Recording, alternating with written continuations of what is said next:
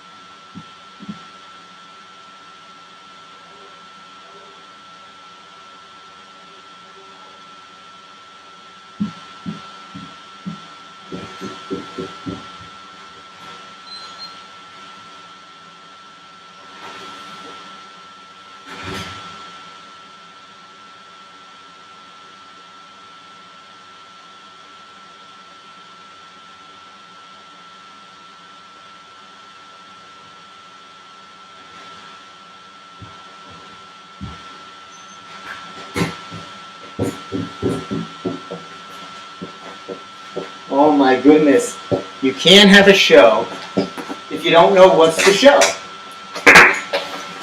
So let's get this show going. All right. Here we go. Now we can do the show. Okay.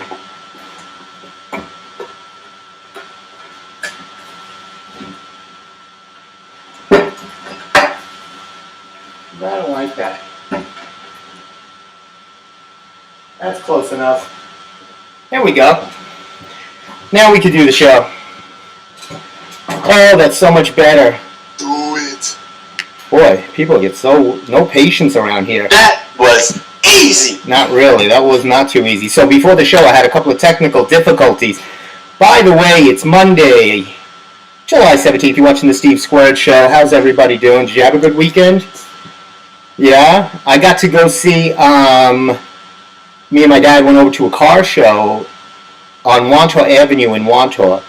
And it's, if you're ever in that area, you should check it out. It's this little Wantor Railroad Museum. It's just hidden out right off Wantor Avenue. Really cool museum, and they had a Model T Ford car show, which was pretty good. I already got orders from my dad to go pick up one of those mega Powerball, Super Bowl, $1 million tickets. They're, I think, drawing tonight or tomorrow. So hopefully if we hit that, I won't have to do this show anymore. So keep your fingers crossed. We're going to pick numbers. I never know how I got to make sure I get the right ticket for my dad. Boy, I have two sets of family out of the country. My niece is actually in Italy, and Buongiorno, is that Italy? Yes.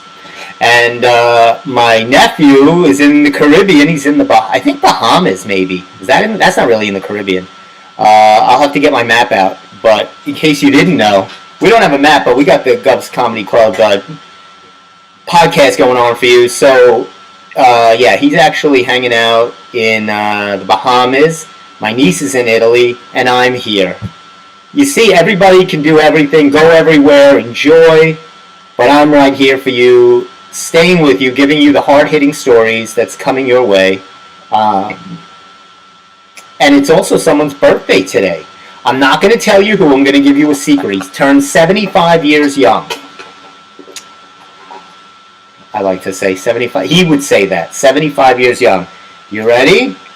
I know you're feeling great. There he is. You know It is the one and only Richard Simmons. Of course it is. I finally found a use for this. It is today. I think Richard Simmons' birthday was actually a couple of days ago, but we could celebrate it today. In my family, you get birthday weeks. You don't just get a birthday.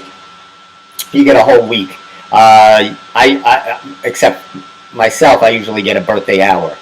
But here we go. Richard Simmons, sweating to the oldies, the man that put sweat in sweating. He would have all those great videos. Now, there was also, right, that controversy. They couldn't find what happened to Richard Simmons.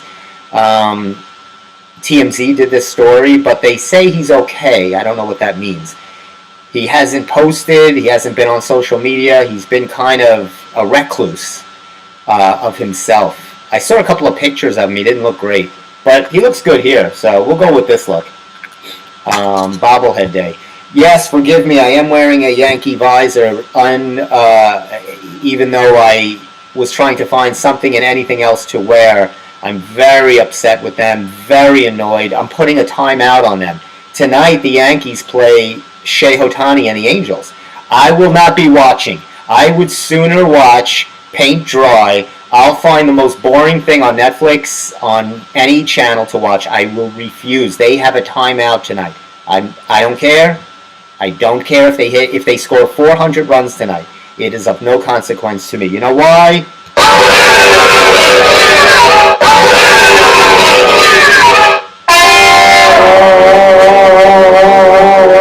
I wasted an hour and a half of my Sunday watching this dreck that they call baseball. Dreck is what they should call it. They should open up the show and say, "Welcome to the Dreck." They shouldn't say, "Welcome to Yankee Bay." They should go, "Welcome to Dreck." We're here for your Dreck entertainment. If you're looking for Dreck, you've come to the right place. Not to the Steve Squared Show. I'm mimicking as if this was... Well, if you're looking for Dreck, you'd come here too. I give you just as much Dreck as they do. But mine's supposed to be Dreck. I don't purport it to be something that it's not, as they do. Okay? Anyway, Luke, you see I'm getting already upset and excited. Right before the show, I almost had a meltdown.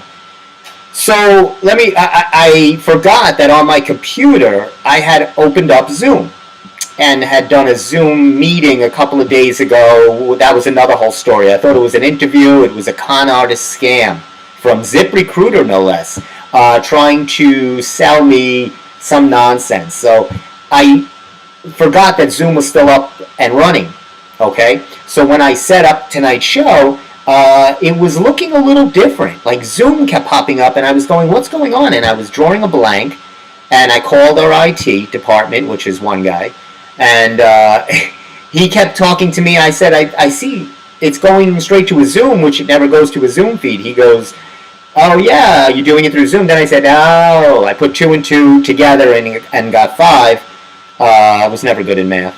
So I figured it out. I had to close down Zoom, and in my computer, when you shut down that, I had to shut everything down. It was, wow. I thought I wouldn't be on until 7:30 next Monday, but thanks to my quick IT tech skills, Do it. and somebody screaming at me, Do it. Shut up. Come on. Do it. Come on. Do it. Come on. I'm able to bring you the Steve Square Show live and in somewhat messy color. Anyway, hey, big story! And this is connected to my niece and nephew. Well, more to my niece. Look at this. A partial refund for online learning. But let me give you the better, this is more, will be more apropos. Malloy College to repay students. There it is in black and white. Malloy College. My niece should be getting a check for $900. It says. We'll see that. The agreement reached a $1.5 million settlement. I don't think she's getting the whole $1.5 million, but she is getting something. It says here because what had happened was people were paying certain rates that were certain fees that during COVID 2020, 2021 that shouldn't have been because of all the services that weren't being given to the students. So there were a lot of kids and people that had put together a class action suit, as only people should. Fight for your rights, people, and good for you. And I think it says here that she should be getting some kind of check. It says here the reimbursements should average about $900 per student. That's fantastic. Or as Arnold would say, it's fantastic, it's unbelievable. I can't believe they're actually doing something like this. So that's really good. Good for them, I'll tell you. I was watching on Showtime Goliath. It's the Wilt Chamberlain documentary. And it's a pretty good documentary. It's 3 episodes. I watched episode 1. It's pretty good. 2 things. One thing is, and we'll get to this topic later, they artificially intelligize AI, his voice, with the permission of his estate. So it sounds very weird. It's his voice, but it's very monotone in structure, and it really fits into the topic that we're going to talk today because, as you know, the WGA, along with SAG and AFTRA, have gone on strike, and this is one of the issues. And now that I have been privy to a show, I mean, you've all been privy to it before, you just don't know, whether it's Avatar or any of these movies, they're all AI, infused, but this was really how voice plays a factor, and the first show that I really saw that it happened, and it was terrible. The second part of the storytelling, which seems to be the new trend running rampant, is if we're going to talk about somebody, we need to put somebody else down, right? I watch Sunday Night Baseball, so of course they love to feature a game that Angels outfielder, pitcher, Shohei Ohtani is in. The great Japanese ball player. He's obviously a great ball player, right? He pitches, he hits, he's fantastic. He's unbelievable. So in order to build him up, in order to give him his savoir-faire, if you will, they have to put somebody else down. And that person to put down is Babe Ruth. And of course, some overweight, fat, white guy is really what they have diminished Babe Ruth to. So I just don't think in storytelling it's a necessity to build one person up to put somebody else down. There really wouldn't be the baseball as we know it today and as we enjoy it today, except for the games that I watch, if not for Babe Ruth, right? I know it's hard. We love in the immediacy. We love now, right? And Major League Baseball is trying to be in the now and in the moment, and he is in the now and in the moment. Those are the ball players that are in the now, as well as so Babe Ruth is something that is not relevant to them anymore. He's not going to get new viewers. Shohei Ohtani is. So for them, the pitch of this ball player of Ohtani at the expense of Babe Ruth, they can't say, "Wow, that's something Babe Ruth had done, pitched and played outfield." And now he's doing. They have to show that Babe Ruth should have really just sold hot dogs. Is really how they pitch it, and I get it. This is the narrative that all storytelling is. And when I watched the Wilt Chamberlain documentary, it was the same thing. It was when Wilt came on, it was these awkward, terrible, ball players. They were short, they were horrible. George Mikan and everything, and I don't know why the need to put up one person on a pedestal. You need to blast others. You don't need to storytell like that. It would be like, say, for instance, I'll give you an example. You wouldn't watch the Steve Squared Show if not for me. It's irrelevant if the other Steve is here, right? I make the show. I am the show. He's irrelevant. He's not even here right now, right? I wouldn't do that. The show is ours. We're co-hosts, and we enjoy sometimes each other's company. That's how we do it. I don't have to put myself up and blast Steve. But for some reason, storytelling in the media now seems to need to do that, especially in sports. It's always, we need to do here and then do there. Anyway, sorry. I went on a little rant. Couple of movies opening up this week. I know everybody's excited. Barbie's releasing, finally. The Barbie release is happening. Are you barbed out yet? Because if you're not, Disney and everybody's making sure you are. It's everywhere. Pink is everywhere. Of course, the Barbie release is this week, along with the other movie, which my sister's interested to see Barbie. I'm not sure why. It looks a little tongue-in-cheek cute. It's Greta Gerwig is the director. Of course, Margot Robbie plays Barbie, who I'm a big fan of. Not Barbie, I'm a big fan of Margot Robbie. I got nothing against Barbie, though.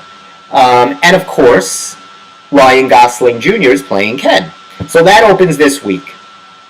I'm interested to see the numbers on what that box office is.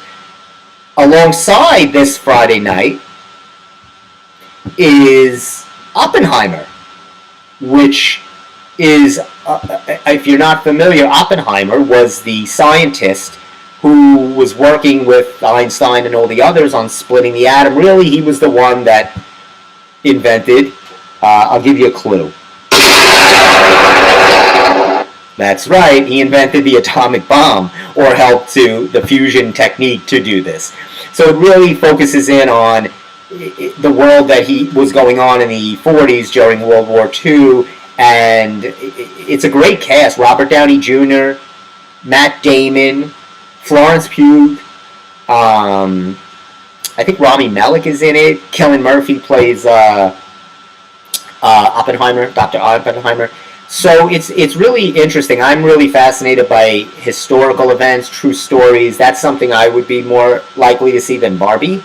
But let's say it's Friday night, and half of the family, you got kids, right? And you want to see, as adults, maybe you want to go see Oppenheimer, you want to put the kids in the Barbie movie. Don't make a mistake. The worst thing that you can do is by accident go into the wrong theater. You don't want to put the kids in Oppenheimer and you go see Barbie, because then you get a lot of OMG. Right. You don't want the kids waiting to see Barbie and you get this. Dude, I love it. So make sure, check your ticket stubs, put the kids in Barbie, you go see the atomic explosion, because that would be a horrific event for the children to have to witness. And Barbie's not just for kids. This is a PG-13 movie. It's very suggestive, some underlying humor there, So it might be, an interesting movie. I think it's going to be interesting to see. Now, I'm more fascinated. Barbie gets all the press, of course, right? She is the main person. She's the star, and she's always the focus. They actually, look at this. This is some of the Barbie dolls. They have a Cher Barbie. I didn't even know this. Do you see the Cher Barbie doll? And they said some of these Barbie dolls now, this is insane. The original Barbie, this is the original Barbie, the very first Barbie. You see her 1959 Barbie? She looks fantastic. In the black and white striped bathing suit that they wore in the late 50s. The 1959, that Barbie is selling for $9,300 on eBay. There would be no way I'd pay $9,000 for a doll. But somebody is. And the Cher doll, not going for as much, a couple of $100. So there's obviously all these Barbie dolls that are, what have you. But for me, the real interesting side is Ken. We never know about Ken. I feel like the guy always gets second banana, second fiddle. Here's Ryan Gosling. He's playing Ken. Pretty cool. And so I looked up, I did a little research on Ken. And let's see what I found out. Here we go. Alright, so let's see what we found out for Ken and his relationship with Barbie. Now, Ken, mind you, is 2 years younger than Barbie. Barbie is, her birthday's 1959, Ken is 1961.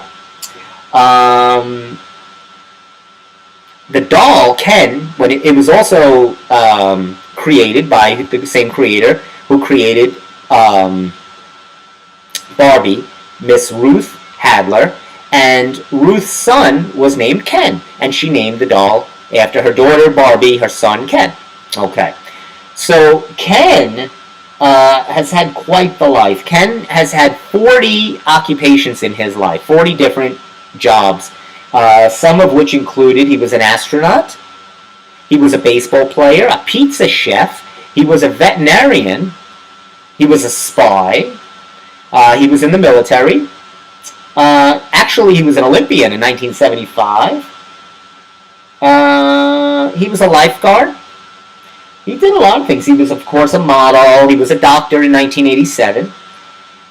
In 2004, apparently, Barbie and Ken had split up, and they remain platonic friends to this day. So right now, they're just friends. Plastic, embossed friends. But they will come to life on the big screen in very short time.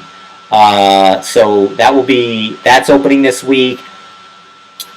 Oppenheimer is opening this week. So a couple of good movies, and then you could forget about anything after that. And we're going to get into a little bit more detail in the next half hour about what's going on with the strike.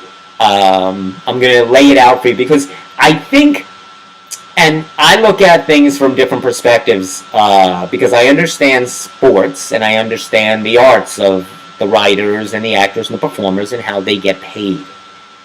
And in sports, it's different. When we see baseball players, basketball players, football, whatever the professional sport is, go on strike, we get angry, right? Because we're not on any side, because we understand the monies these people are making are enormously more than most of us can make in a lifetime is what they're making in a year. And so we get a little annoyed. With good reason, because there's no real tiers. Yes, there's rookie players and things, but they get, controlled contracts. They're doing fine as well. It's not like they're making $20 an hour. They're making, even league minimums would set somebody like us up for life. So we have a right to be like, come on. In the acting world and the writer's world, that's not the case. So don't think of it like Tom Hanks needs to go on strike, Jodie Foster, Tom Cruise is crying about money. That's not the case here. Those 10 or 20 millionaire famous movie stars are not what's the crux behind this. It's the writers, It's the mainstream actors, the working actors, if you will, the people that, have other jobs and they have to, to support their craft of acting and writing, because it's almost they're almost in the shape of gigs. They're not career long term. Each job is isolated. It's over very quickly, and then you're going after the next and the next. So there's not a large sense of security here when you're a writer or even an actor, right? What's the next audition? What's the next, right? You don't just work for a show for the rest of your life. As we know, shows don't last forever. Most shows have a very short lifespan, and especially with the new streaming services, even shorter than what we were used to back in the day. Remember, back in the day, we'd watch network television. You'd watch Cheers or Friends or Seinfeld, and the show seemed to run for 10 years. And a writer would have set themselves up for life on a show like that. That's not the case anymore. You're looking at well over 500 shows to 700 shows on streaming networks, and they come up and they go out immediately. And so I'm going to get Jeff on the phone. When Jeff calls in, he's going to call in a couple of minutes, and we'll get more in depth into really the sticking issues and how what shows are actually going to be affected. Pretty much everything. But it's not like you're going to turn your TV on or not be able to watch something, right? You have things in Netflix and YouTube's and TV and Showtime and HBO. Things will always be there, but I'm talking about shows that will be interrupted, new shows that are in their new seasons. You will not be seeing those. After this week, you won't be seeing really more summer releases unless what's ever in the can. But really, this is it. So some definitely things that we will discuss. Like I said, but we'll get to that. I don't like to get to depressing things. Let's get to something more impressive. This is actually less depressing. This is actually, and it all goes into, I'm being facetious here, but if you look at this, this is guacamole robot gets tryout at Chipotle. This is what I'm talking about. This is every industry. This is not just affecting in the arts. This is everywhere where in sports they are looking at more robotic umpiring, AI in the arts, AI in other industries, and here it is, robotics in the labor industry. When we're talking about Chipotle, they have invented the guacamole robot. It's called, and they think it's very cute, but I think they're morons. It's the Autocado. It cuts time in half for slicing, dicing avocados into the famous mush, green mush that so many people love. I don't know why. Very good for you. It's a healthy fat. Speaking of fats, they have healthy fats. So it's what we call an essential fat. And how people would think, well, how would something be essential? Well, let's remember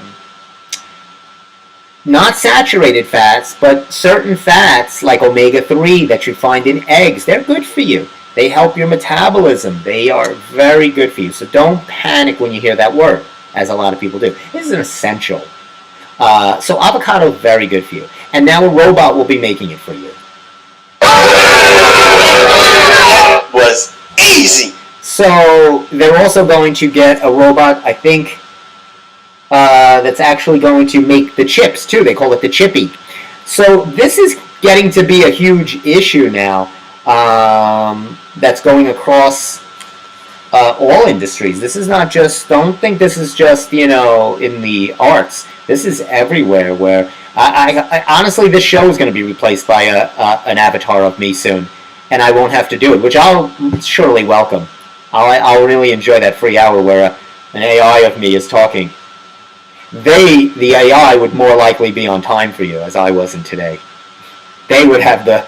But I'd like to see an artificial intelligence do this. Come on. I bring that little something extra that no robotic artificial intelligence being could. I bring that savoir-faire, that stupidity that only funny man Stevie K could bring you. I don't know where Steve is tonight. He's actually somewhere in hiatus.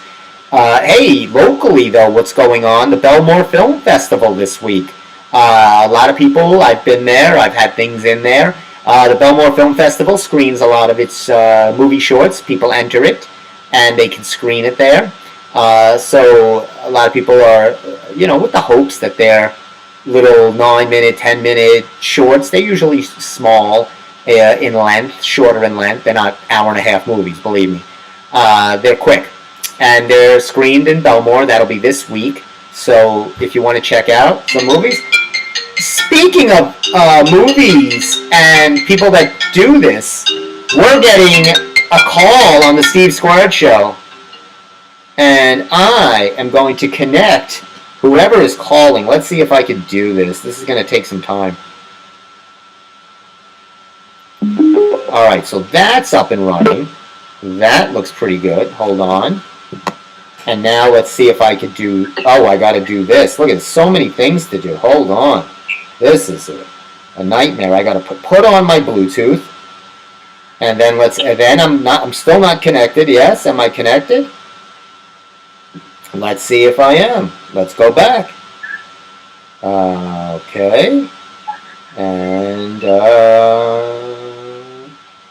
let's connect Jeff now. We should be able to connect Jeff. There he is. Now hold on, Jeff. We're going to test it right now. Give it a try. Go ahead. Will you ever figure out that phone system? You're going to have to speak up. Oh, my. Oh, wait. Sorry. Go ahead. Try that again, Jeff.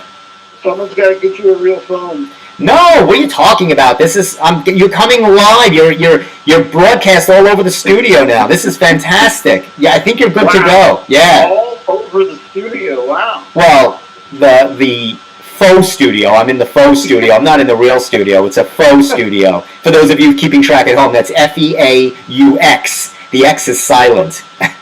So it's like a 6x6 box. Thank you. I wish I was in one right now. I wish someone was doing a service while I was in one. How you doing, Jeff? What's going on, buddy?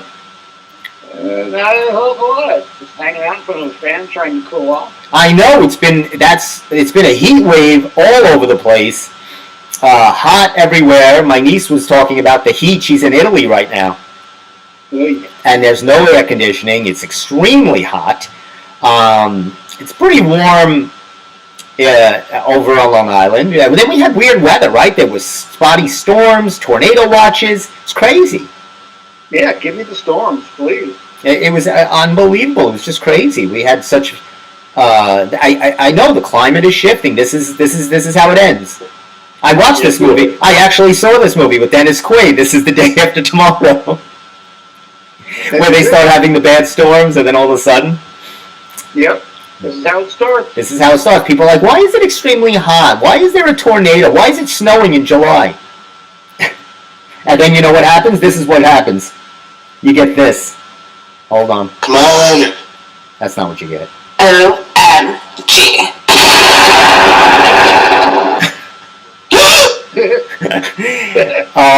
So what have you seen to grace us with? Did you see any movies over the past week? No, I did see the new Mission Impossible. Dun, dun, dun, dun, dun, dun, dun. No, that's not Mission Impossible, is it? Yeah. Oh, okay. Did you... I love it. Did you love it? It was really good. I enjoyed it. How could you not love Tom Cruise and all that he brings with his Scientology? You know, you gotta put the Scientology nonsense aside. And just watch the movie. No, I'm kidding. Yo, I like Tom Cruise in movies. I like. Was this one? You got to help me because I'm not a big Mission Impossible guy. This is number 2. 2. No, what am I talking about? I mean number 7. Yeah, this is the 7th one. This is the 7th one. Now this one is supposed to be 2 parts, right? Yes, this is part 1 of Dead Reckoning. This is part 1 of Dead Reckoning. Now, does this follow on the others, or is this a standalone, these 2 parts? No, it's pretty much all of them. Now, have you ever seen Jack Reacher? Yeah, I did. Compare Jack Reacher for the audience to a Mission Impossible. What I mean, obviously, I know they're different, but what is the? Because Tom Cruise did play Jack Reacher.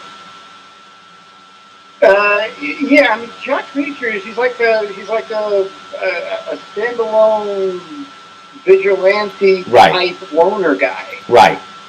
That's pretty much what Jack Reacher is.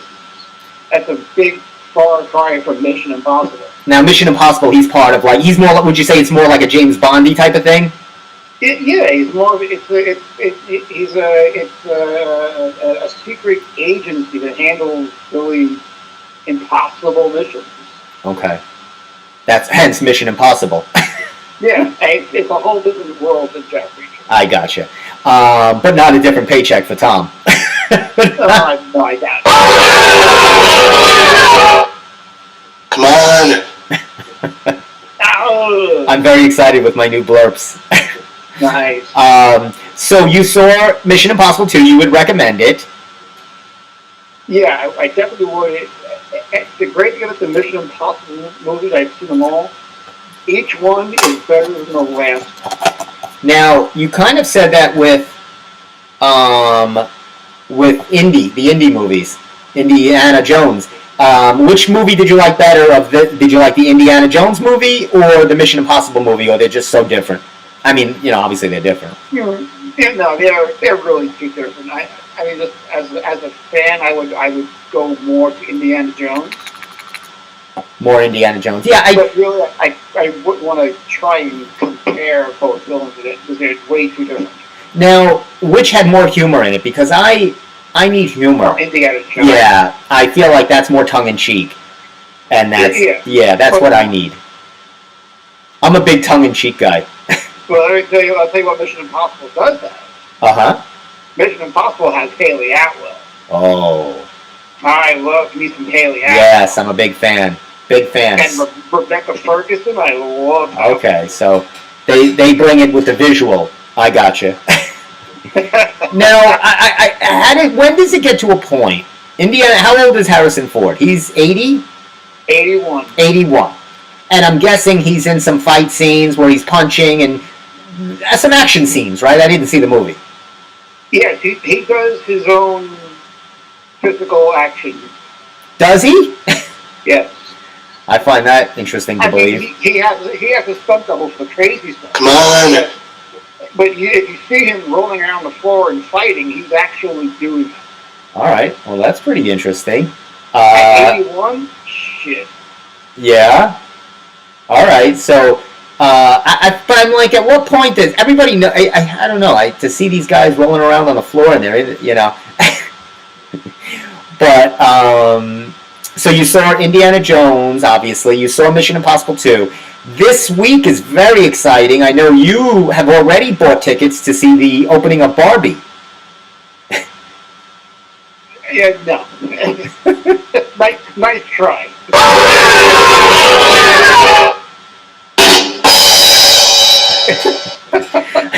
So never gonna happen. Jeff is not. If you knew Jeff, that you'd laugh harder. Jeff is into the heavy metal bands. He likes his action movies, football, hockey. He's a very tough, grungy.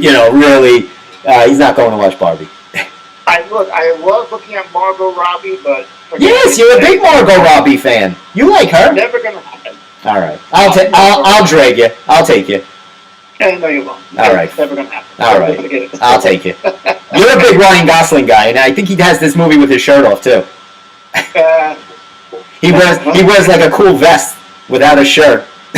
How long have you known these two? That's Really?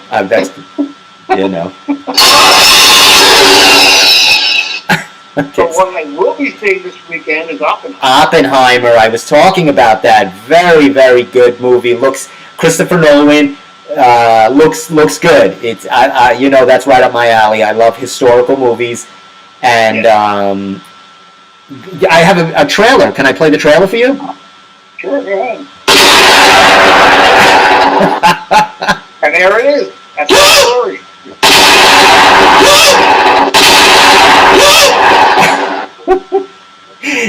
And then the person goes, OMG. And I don't have to buy a ticket. I just saw the movie. if I had to explain the Oppenheimer, that was it. I just didn't. That's it. OMG. That's basically the movie in a nutshell. I just saved you $15 and 2.5 hours.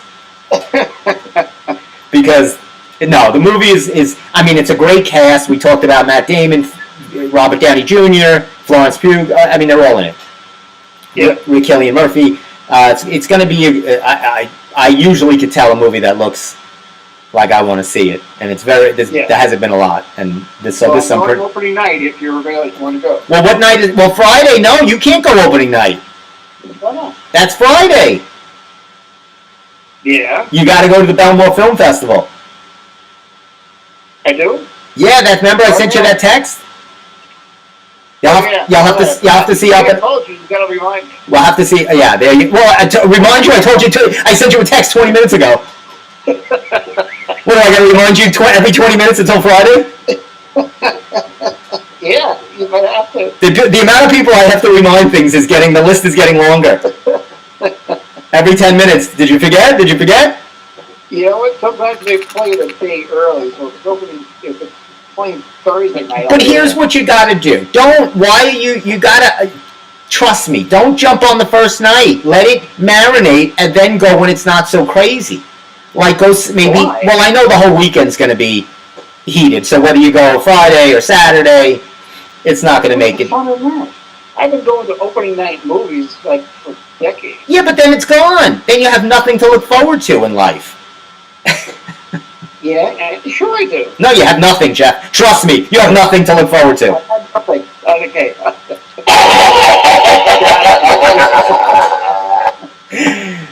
Once this movie's over, there's going to be nothing left because I tell you, they're not making movies anymore. So you better start making some underground scab movies because nobody's working. Well, The strike has started.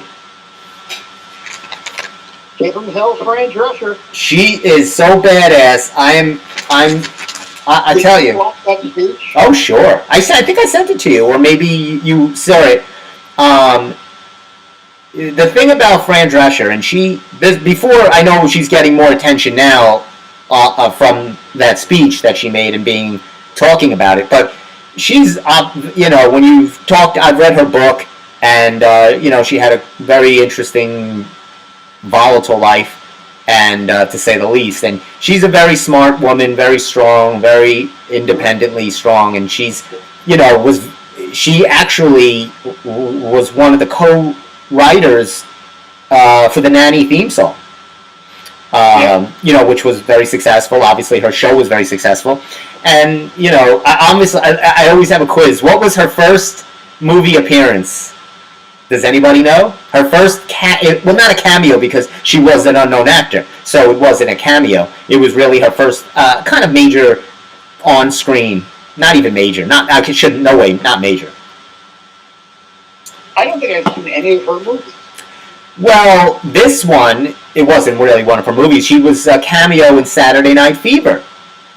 Oh. She was as Tony Manero, played by the great John Travolta, who's now also another Scientology major. We have a lot of Scientologists on the show tonight.